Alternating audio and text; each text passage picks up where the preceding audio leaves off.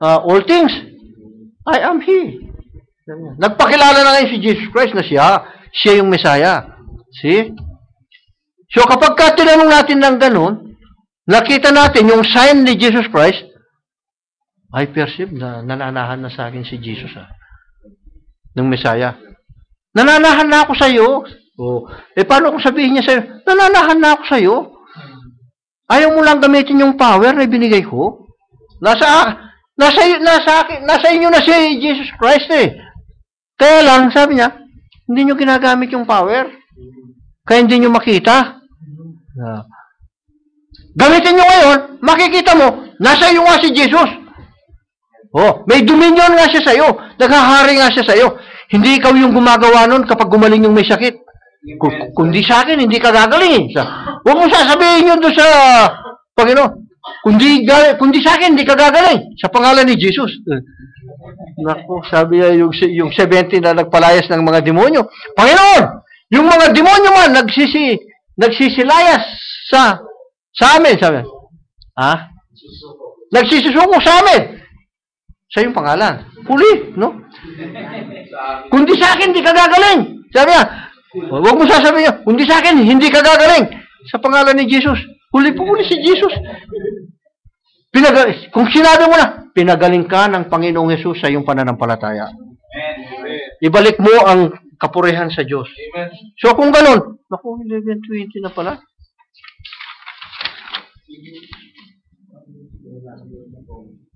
Now, how do we know the sign of being Him is the Messiah? Paano natin malalaman yung sign? Ibinigay nga yung power sa atin, ayaw natin gawin. Paano mo malalaman yung mga sign na yun na nasa iyo? Brothers, sisters, paano natin malalaman na ayaw nating i-exercise yung ibinigay niyang power sa atin? Kaya nga sabi ng prophet, yung church, sabi niya, it will be a powerful church. Hindi powerless church. Powerful, sabi niya. Kasi magmamanifest sa church yung mga power na ibinigay ng Panginoon sa atin. Paano nyo malalaman? Sabi niya, paano mo malalaman?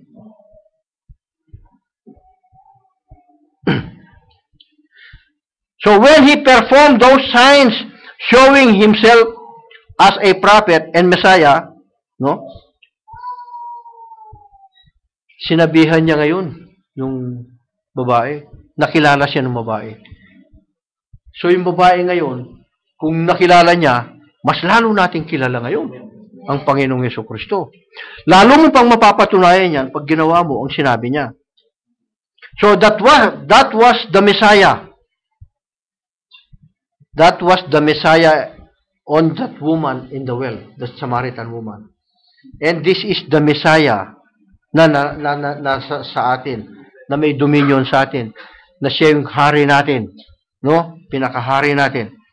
Pagka siya ang nasa atin, you will be a Messiah hence. A little Messiah, sabi niya. No? A little Messiah, the church. Jesus said, He that believeth on me, sabi niya, the works that I do, shall he do also. Yan ang sinabi ni Jesus. No? Kaya sabi niya, then, followed by, sinabi niya sa Mark 16, He said, go ye into all the world and preach the gospel into all creatures. Sinabihan na niya ngayon. Paano ka magpipreach? Sabi niya, kapag ka meron gustong makinig, mag-preach ka. Pagka, walang nakikinig, hayaan mong basahin kanila. Nagpipreach ka ngayon into all creatures. Babasahin kanila para kang mga letra ng Biblia. No? Huwag niyong hayaan na iba yung mababasa nila. No? Baka iba yung nababasa. Kaya pagka iba yung nababasa, ito ba yung born again? Naku, iba yung nababasa. No? Ang kailangan nila, pag ito yung nagsalita, maniniwala ako. Pero dito sa isang born again na Trinitarian, ito, kahit magsalita ito, hindi ako maniniwala. Biro mo yung sasabihin na yan. Catholic yan, ha? Oh. May masahe pa.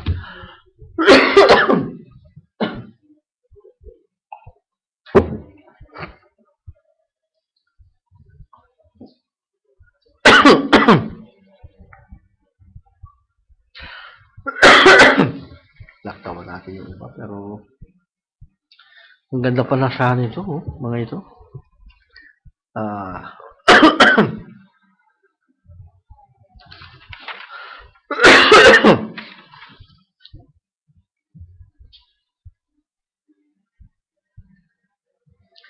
Ang sabi ng ating kapatid? Bawasan na natin itong iba. The devil, sabi niya, the devil, lahat ng binibigay niya ng Panginoong Hesus sa atin, the devil tries to pervert everyone. The devil will make you think, sabi niya, you enjoy and have a good time in the world. Sabi niya, mag-good time ka. Bakit sayang yung life is short, sabi nga nila kanina. You enjoy. The devil will make you think like that. No? Oh. You enjoy. This is life. Sabi nung yung may hawak ng bote ng long neck. No, yung the devil keeps on blinding those who are not saved until the time you cross the separating line. Then you are finished. Sabi niya. You are finished. Because the world won't believe the word of God.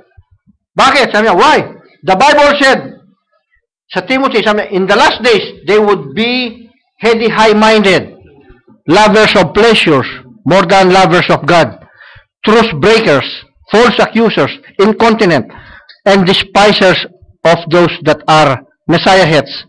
They are traitors. They have having a form of godliness, but denying the power thereof. But Jesus said, sabi ng, my sheep hear my voice. So yung sheep lang, sabi niya, my sheep hear my voice, and I know them, and they follow me. So yung sheep lang. No? Yung hindi sheep, kahit na anong gawin mo, mangangatwiran ng mangangatwiran ito. Hanggang aalis na ito pag wala nang may katwiran. Hindi na ako atin ito. Kasi, goat Wala kang magagawa. Hindi mo pwedeng gawing sheep yung goat. No? Sa pagkapanganak pa lang, goat na yun. Yung sheep, sa pagkapanganak pa lang, sheep na. Kaya hindi na natin pwedeng baguhin. No? Look the man, sabi niya. So yung man, ginawa nga tayo na kompleto, magkakaroon tayo ng dominion. No? Tulad ng sa Messiah.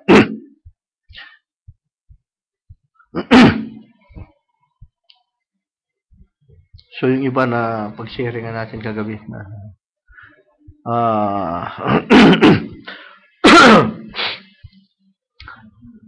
God's gift is His word. God promised a gift. You take the gift. Whatever the Holy Ghost promise you, that's what you can have. Mapapasa yung lahat ang promise na ito, no? Yung mga gift ng Diyos na ito, para sa believer ito, para sa atin ito. Hindi para sa unbeliever ito. No? Ibinibigay ng Diyos ang gift na ito. So when John the Baptist came forth, sabi niya, he was part of the word ng salita. He was prophesied by the prophet Isaiah. He was the same voice crying in the wilderness.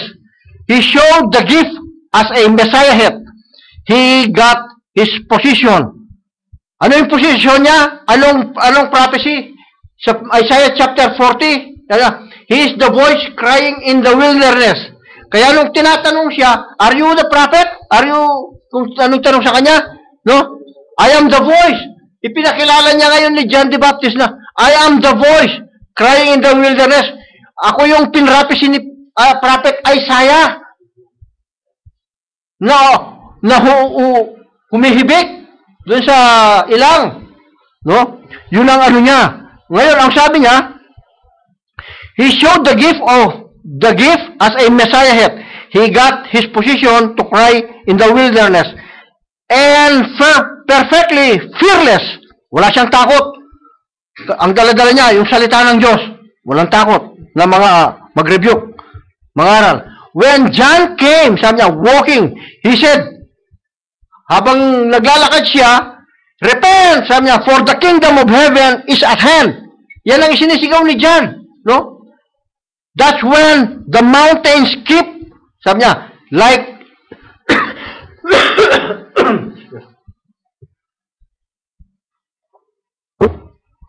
yun daw, sabi niya, when the mountains, sabi niya, skip, tumakas, like a ram, sabi niya, when the leaves clap their hands, sabi niya, yung mga dahon, nagpalakpakan, when the high places, sabi niya, was made low, and the low places made high.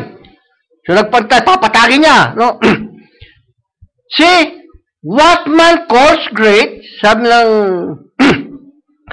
God calls foolish. Yung great sa man, foolishness sa Diyos ito.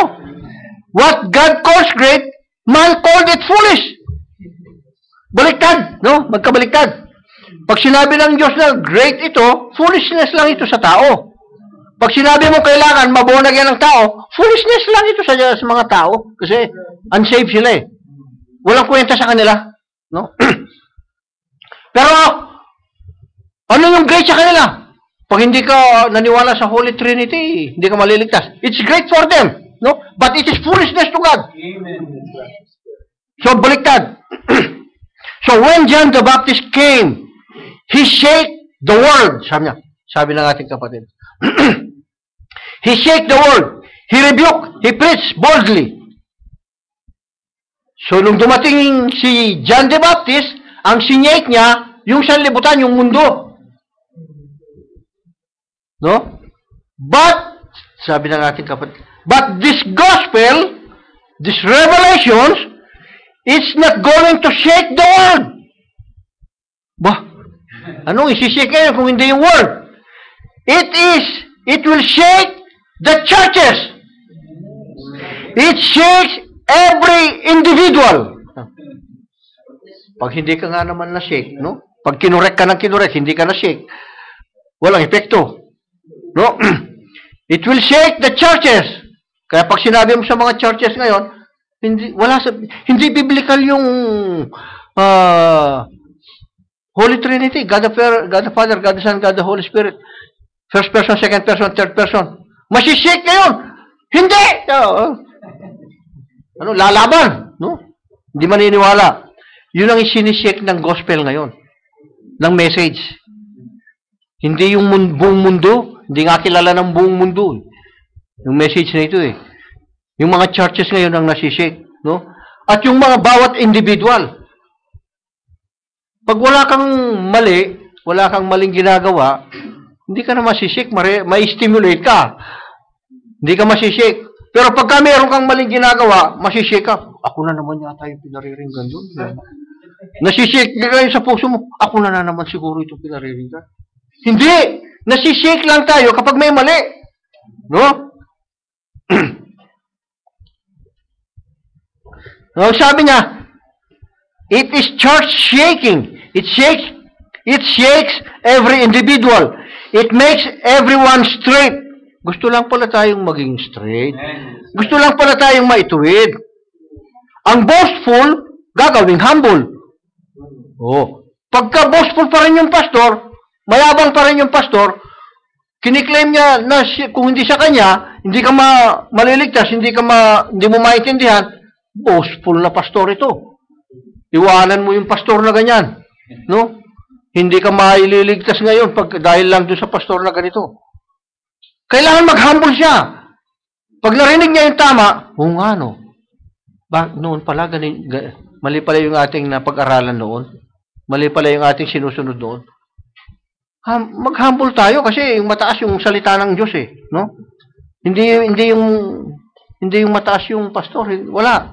Dapat nga yung pastor ang naglilingkod eh. No? Dapat hindi niya pinahihirapan yung mga mananampalataya, kukunan niya ng kukunan ng ikapo, wala namang karapatan na kumuha ng ikapo. No? Yung high priest, yung mga priest yun ang kumukuha ng ikapo sa Old Testament. Eh ngayon hindi naman tayo high priest eh. Mga kapatid, maliliit lang. And in this last day, sabi niya, and this is in the last days, itong nangyayaring ito, yung shaking. But the world knows nothing about this because they are dead. Sabi ng ating kapatid, di alam ng buong mundo ito because they are dead. You cannot shake them, dead carcasses. Sabi. They are twice dead. How can you shake them? Paano mo sila isi-shake? Hindi lang sila isang beses na matay. They are twice dead, sabi niya. Dalawang beses silang patay. Mamamatay yung katawang laman, mamamatay yung kanilang mga kaluluwa. The soul that sinneth dieth. Keep God's word every time, and you'll receive every promise of God. Kunti na lang, mga kapatid. All prophets of God calls out against sin. So yung prophet, kaya pala pinadadala para mag-declare ng against sa sin. No? And now, all anointed ones, you, small anointed ones,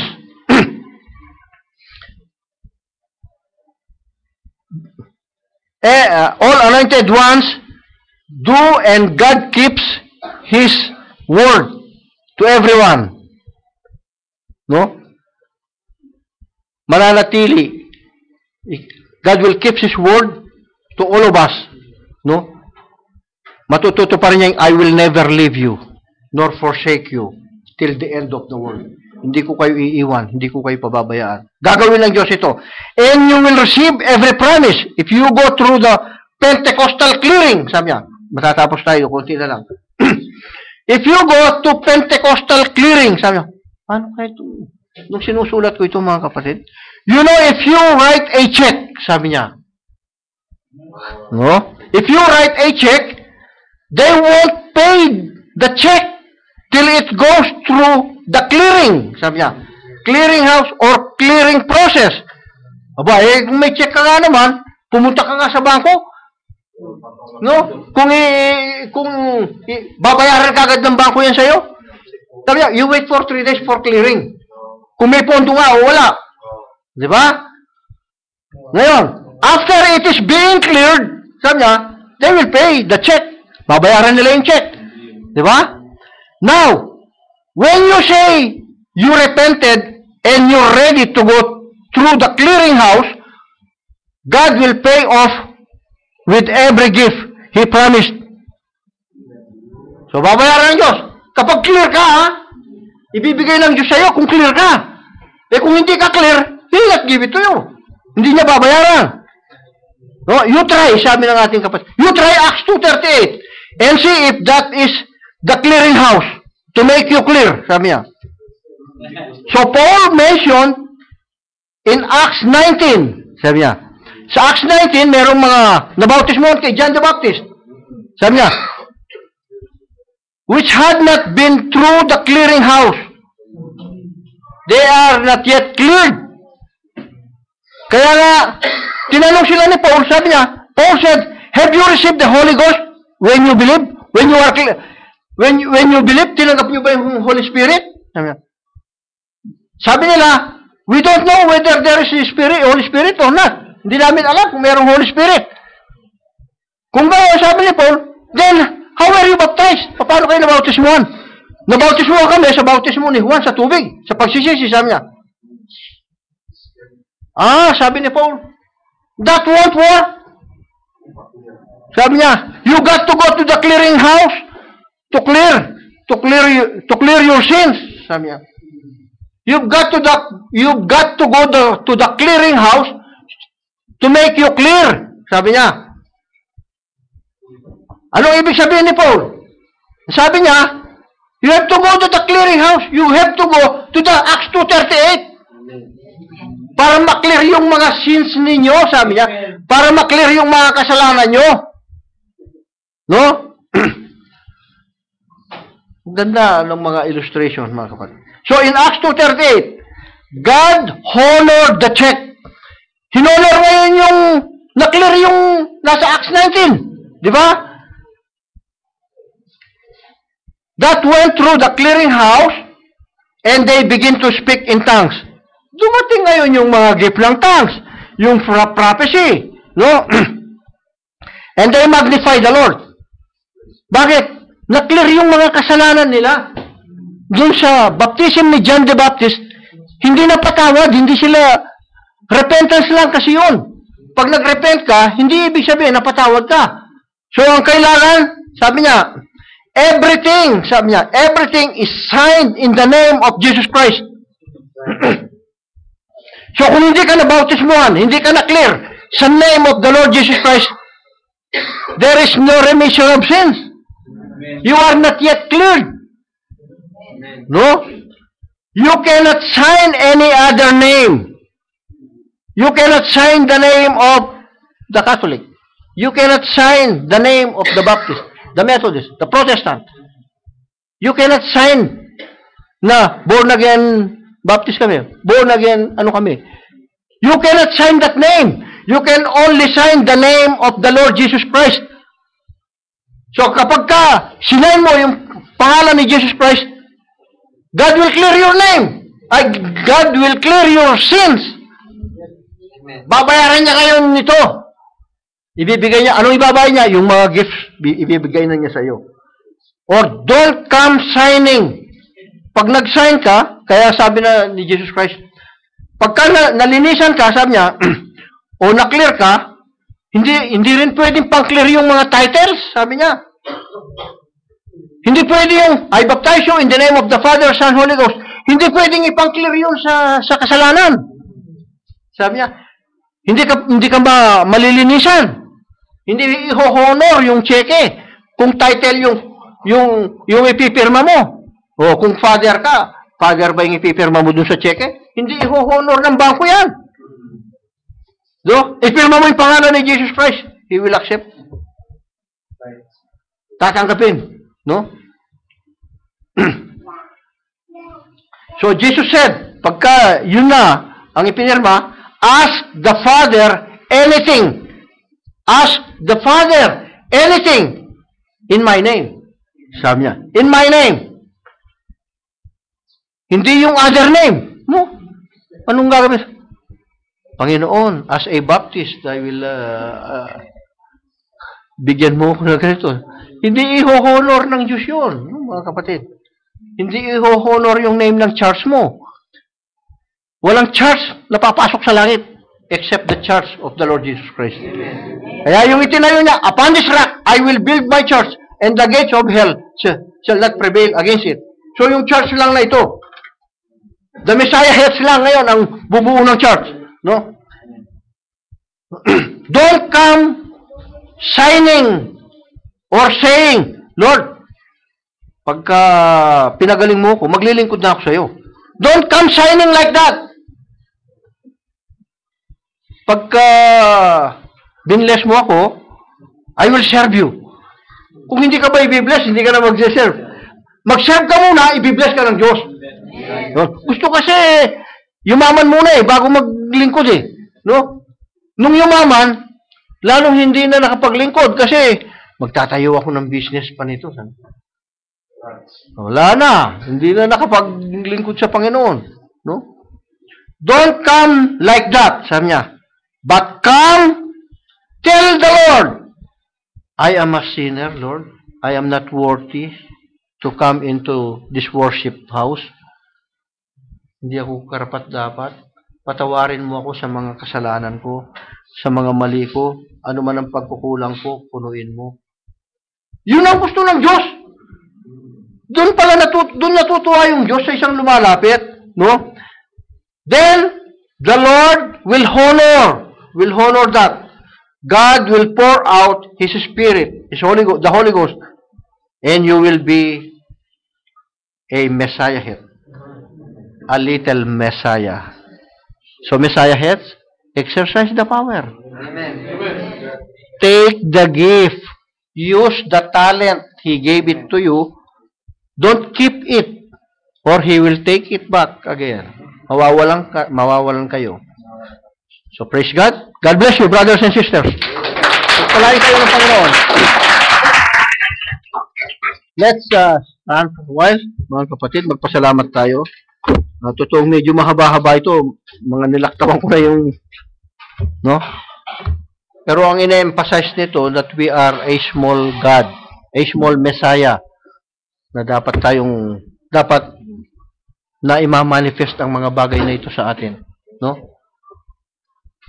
Praise God. Si Brother Johnny ang magko-closing prayer. Praise God. Hallelujah, Lord God. Hallelujah. Dakilang Ama, marami pong salamat sa mga banal mong salita, sa mga napagbulay-bulayan namin, O Ama. Itimbo mo pong lahat sa mga puso namin, ang mga ito. Sa mga kapatid naming nagsipakinig sa internet, O Ama, hindi ko po hangad na makapanakit ng damdamin. Kung meron man pong nasagian sa mga banal mong salita, kung nakapagbanggit man po ako ng mga ibang pananampalataya, ng ibang relihiyon, hindi ko po ibig na sila ay masaktan. Alam mo, O Diyos, ang layunin ng pangangaral na ito, kundi ang sila ay maliwanagan din, makita nila, bigyan mo sila ng pagsisiyasat sa iyong mga banal na salita, O Diyos, upang makita nila ang mga pangako mo, O Ama. Alisin mo ang lahat ng unbelief sa amin. Tulungan mo kaming mag-manifest ang mga gift mong ito na maging karapat-dapat kaming tawagin na The Messiah Heads. Tulungan mo kaming makapaghari, magkaroon ng lubos na dominion sa mga katawan naming lupang ito, O Ama. Lubos naming makontrol ito at may submit sa aming Panginoong Hesus, sa King of Kings. Salamat po, O Diyos. Sabi nga ng aking mga kapatid, kung meron kaming mga nabanggit na hindi kalugod-lugod sa iyong harapan, alisin mo po yun, Ama, patawarin mo kami. Wala po kaming hangad na magkamali. Wala kaming intensyon na magkamali, O Ama. Salamat po, Ama, sa iyong lahat ng papuri, karangalan, kaluwalhatian at kadakilaan. Ito po, Ama, ang aming mga samo at dalangin sa iyo, sa pangalan ng aming Panginoong Hesus. Amen. God bless you, brothers and sisters.